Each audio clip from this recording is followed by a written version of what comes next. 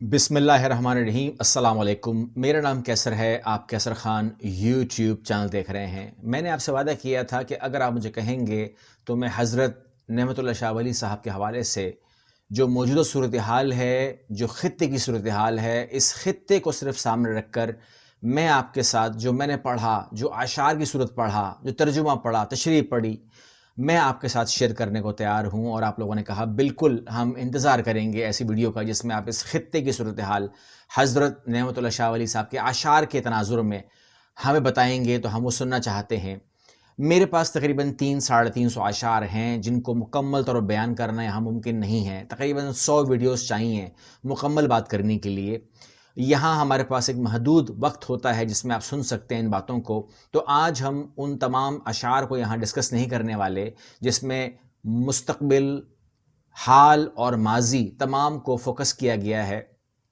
हकीकत में तो ये अशार 2000 से ज़्यादा हैं और तहकीक के बाद, ढूंढने के बाद हमको और मिलते जाएंगे और मैं वीडियो की नज़र करता जाऊंगा, आपकी खिदमत में पेश करता जाऊंगा।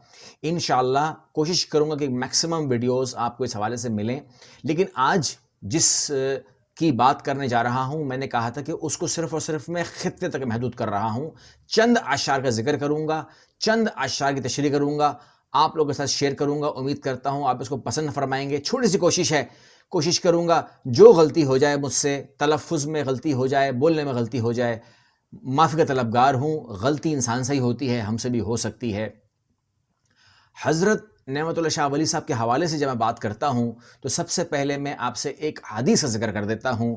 हज़रत मोहम्मद सल्लल्लाहु अलैहि वसल्लम फरमाते हैं कि मेरी उम्मत के बाज़ उलमा बनी इसराइल के पैगम्बरों की मिसाल होंगे। यानी सूफ़िए क़राम के नज़दीक उलमा से मुराद यही ग्रोह और औलिया है। यकीन जानिए इंसानी अक्ल दंग रह जाती है जब हम हज़रत नेमतुल्लाह शाह वली क़सीदे लिखने की तारीख़ से लेकर 1 से 700 साल बाद आने वाले बर्र-ए-सग़ीर और पाक व हिंद में होने वाले बादशाहों के नाम तरतीबवार और इनके क़सीदे के अशार पढ़ते हैं, जबकि वो हुक्मरान अभी पैदा ही नहीं हुए थे।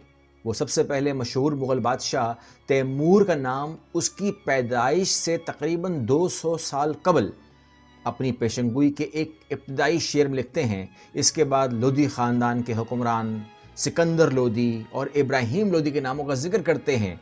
फिर इनके बाद आने वाले हिंदुस्तान में मुग़लिया ख़ानदान के हुक्मरान बाबर, हुमायूं और दरमियान में शेर शाह अफ़गान, अकबर, जहांगीर, शहनशाह के नाम इनके अशार में आते हैं। और यूँ ख़ानदान मुग़लिया के 300 साल दौर की हुकूमत की तरतीबवार पेशनगोइयाँ करते हैं।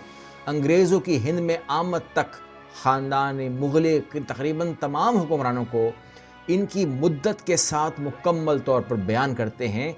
सिर्फ़ हिंदुस्तान ही नहीं बल्कि हज़रत नेमतुल्लाह शाह वली तमाम हिजाबात से पर्दा उठाते हैं और इस कुर्रा अर्ज़ पर ता क़यामत नमूदार होने वाले कम व पेश तमाम बड़े वाक़यात हवादस को अपने क़सीदे में बयान करते हैं, जो माज़ी की तारीख़ की रोशनी में बिल्कुल सही और हर्फ ब हर्फ मुकम्मल होती हुई हमको भी नज़र आती है। औलिया कराम और सूफ़िया अज़ाम जो अल्लाह ताला के बरगज़ीदा बंदे होते हैं, इन पर कब और किस वक्त जलाल और जमाल की कैफियत तारी होती है, कब और कैसे वो हालत वजद में आते हैं, और कब मुकाशफा और कब मुशाहिदा और अल्हाम या अलक़ा के ज़रिए इन पर गैब के पर्दे खुलते हैं, और किस तरह अल्लाह तबारक व तआला उनको लूह महफूज में झांकने का आला अरफ़ी और रूहानी मर्तबा अता फरमाते हैं। ऐसे बेशुमार सवालात और बहुत ज़्यादा करीब से अल्लाह और उसके रसूल हज़रत मोहम्मद सल्लल्लाहु अलैहि वसल्लम ने इंसान को मना फरमाया है। नेमतुल्लाह शाह वली ने अपने पेशेंगोई क़सीदे में पैदा शुद यानी कि पैदा होगा के रदीफ़ में ख़ुसूसी तौर पर बर्र-ए-सग़ीर, पाक व हिंद मेरानुमा होने वाले गैर मामूली हालात और हवादिस से पर्दा उठाया है।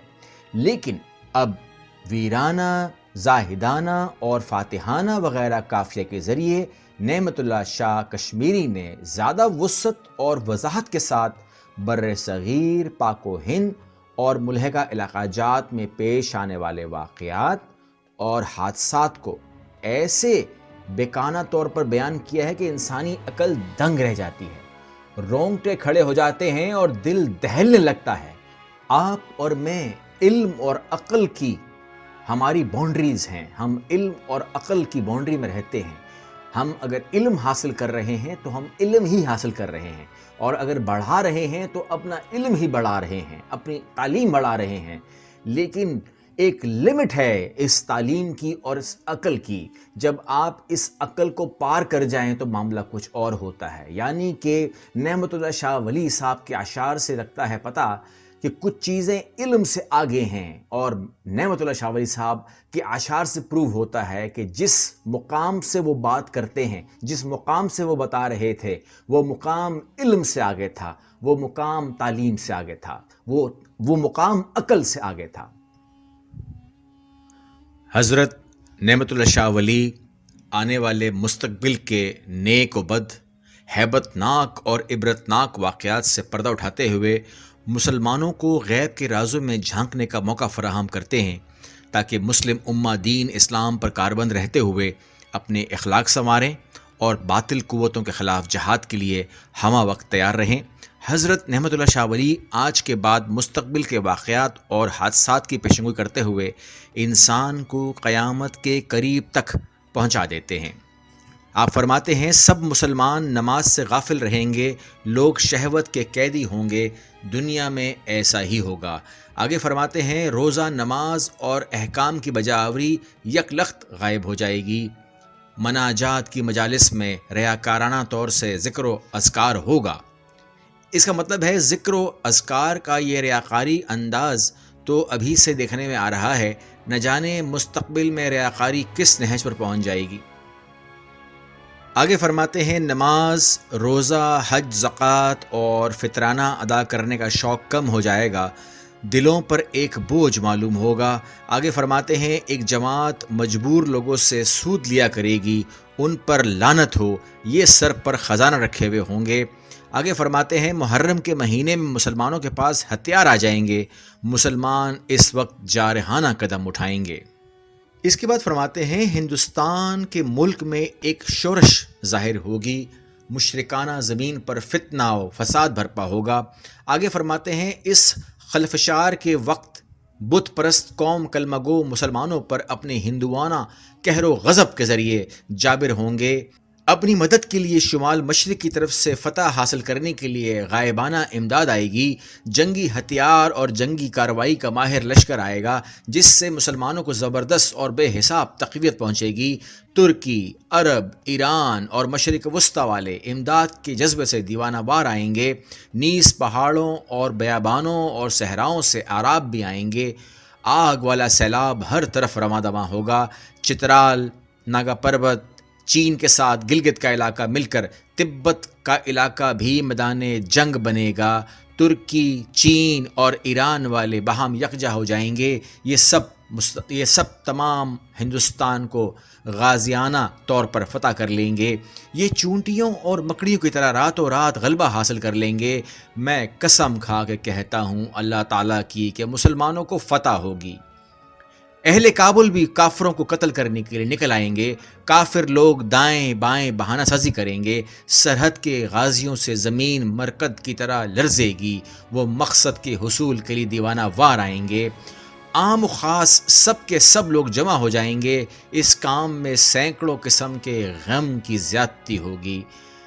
فریضہ حج کے بعد اور عید الفطر کی نماز سے پہلے ہاتھ سے نکلے ہوئے علاقے کو حاصل کر لیں گے جو انہوں نے غاصبانہ ضبط کیا ہوا ہوگا۔ غالباً اس کا اشارہ کشمیر کی طرف ہے۔ دریائے اٹک یعنی دریائے سندھ کافروں کے خون سے 3 مرتبہ بھر کر جاری ہوگا۔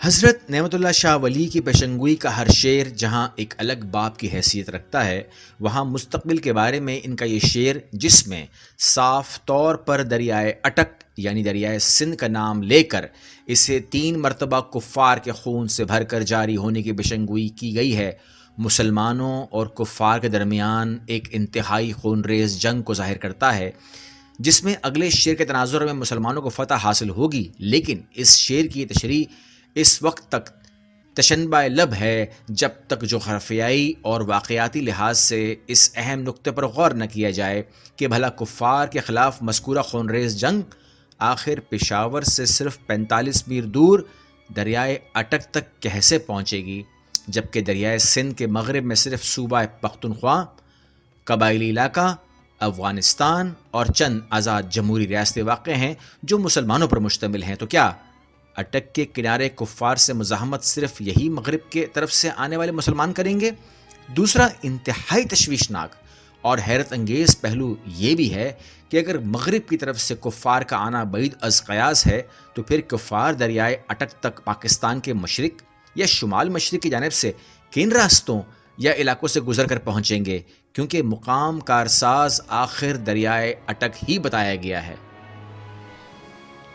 آگے وہ ہم سے ہندوستان کے اندر کی فتوحات بیان کرتے ہیں، کہتے ہیں پنجاب شہر لاہور، ملک کشمیر نصرت شدہ، دریائے گنگا و جمنا کا علاقہ اور بجنور شہر پر مسلمان کا غالبانہ قبضہ کریں گے۔ خوبرو لڑکیاں اور حسین دلربائیں مجاہدین مال غنیمت کے زمرے میں اپنی ملکیت میں لے لیں گے۔